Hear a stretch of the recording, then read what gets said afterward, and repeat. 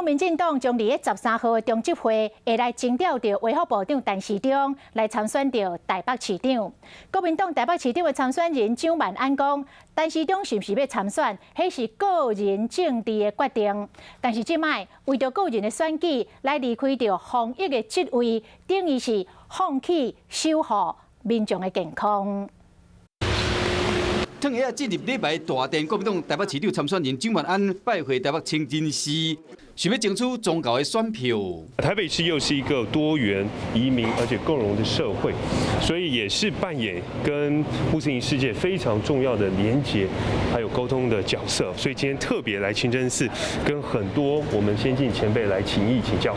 蒋万安进前表示讲，未来若当选，上款的每个月拢办活动。也毋过现任的副市长黄珊珊认为，办活动唔是办比赛，爱看上款是一个需要，市府的资源无可能黑白用。振兴商圈是有效的投资，带给一个城市活络以及发展经济很重要的一个做法。同样的，我们预算也应该用在刀口上。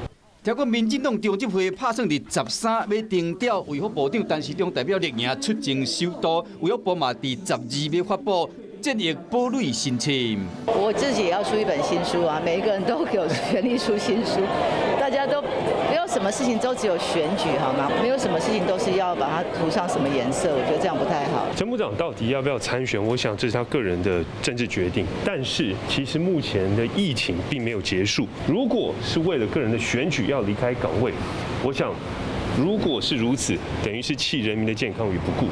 年底台北市长的选战，那立北三强鼎立的态势愈来愈明显，互相搭来搭去，这嘛真正常。Hello， 大家好，我是乃瑜，要教给大家2个任务。第一个，华视新闻的脸书专页，你按赞了吗？还有华视新闻的 YouTube 频道，赶紧订阅起来，还要记得按赞，开启小铃铛哦。